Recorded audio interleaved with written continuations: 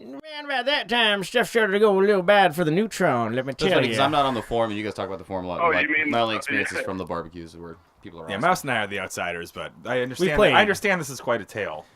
And I'd like to point out that him talking about things starting to go bad for Conan at the start of our set, this was 6 p.m.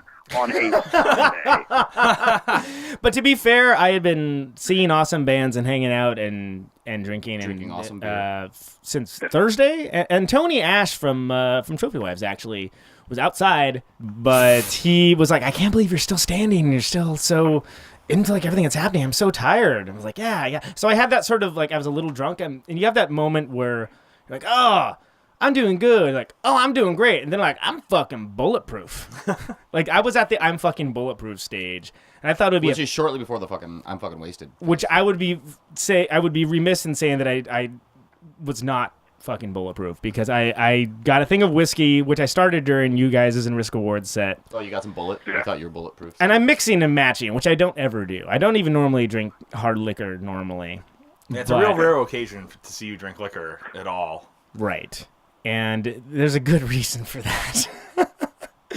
And so yeah, during Wax Eater's fantastic set, I'm rocking out. I've got my little Corey Hart action going on. I got the sunglasses at night happening because because you were that bulletproof. No, because I'm allergic to bright sunlight, actually. But but I did make a little bit of a spectacle of myself, which has since been both not mentioned publicly among that crew, but sort of grown into its own urban legend that I'm sure I'll end up fucking a cow by the end of like when it eventually comes back to me.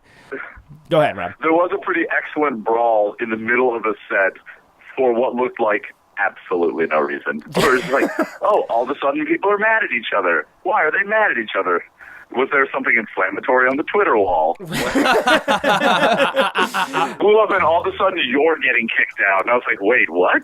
Well, I don't know what's happening. And just to be clear, so I'm rocking out. I'm having a good time. I've got a line of like 5 beers opened up because obviously there's never enough drinking. I want to make sure I didn't have to leave the stage area. Pink City are playing. I'm there with Jeff Baltz rocking out. We're totally, I wouldn't even say it's really bro-ish. We're just kind of like, yeah, we're fucking into this, awesome. And I'm like doing my thing. I'm doing the claw in front of Jake Healy, and I am generally an at-large presence that for me, that makes for a better show. I didn't think it was annoying. I was also wasted, so I don't necessarily know if that's the case. But also, you're saying you don't think the thing you were doing was annoying, right? Which I figured out. Everybody's doing something annoying. Like, what? This isn't annoying. Right. Why are you annoying? I'm not being annoying. I don't think it was annoying either, but I'm just saying. So Steve V, the aforementioned Steve V, who did play in Wax Eater, Steve V from Blacks was playing bass, and he decided he was Nick Cave's circa birthday party and kicked me very deliberately. Like, deliberately kicked me. And I was like, all right, I'm going to give that a pass. That's he's rocking out. He's having a good time. Cool. Right on. Music's good. And then he kind of body blocked me and jumped into the crowd doing one of those numbers. And I was like, all right, okay, having a good time. Cool. But he kicked me again. And in my sort of drunken lizard brain situation, I was like, oh, all right. Oh. Now it's time to throw it. So I tackled him on stage, and which is funny. And later, he was playing. While he was playing, here's the thing: everybody was like, "Oh, he's being an asshole." Yeah, fuck him. But they were worried. The reason why I got ejected is because of the sound equipment, which I totally understand. But I also was never warned, like, "Hey, you're at like 12, and we need you at like 4 right now." Like nobody. Yeah. And I don't necessarily know if that's warranted, but being ejected was a bit much. I get it. I understand, but I had no idea what was going on. Suddenly I was like, well, I'm being elevated. Oh, I'm outside suddenly. What's going on? It was all serious. Like, there was people like holding you, like, let me go. I'm just picturing every dude getting kicked out of every show. And I'm not a guy that gets kicked out of shows. I'm the guy that like does the kicking out. You know what I mean? Sorry. Anyway, Rob, we got to get rolling here. We have got another guest, but yeah, go see what you were gonna say. I'm sorry. All right.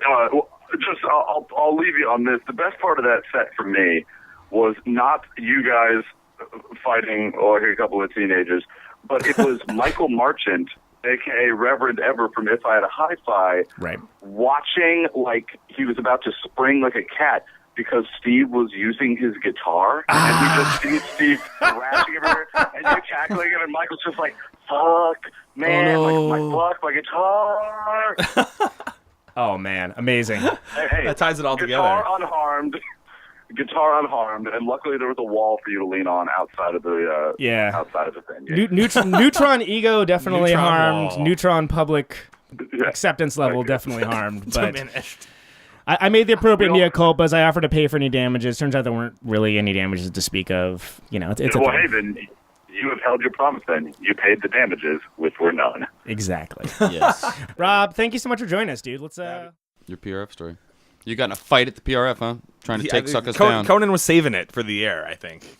I actually was gonna try to tell it on live from the barrage, but of course they won't fucking let me get a word in edgewise there. And it's unfortunately a very long, nuanced story, but there is a good payoff to it. And there's actually even more to it just than that.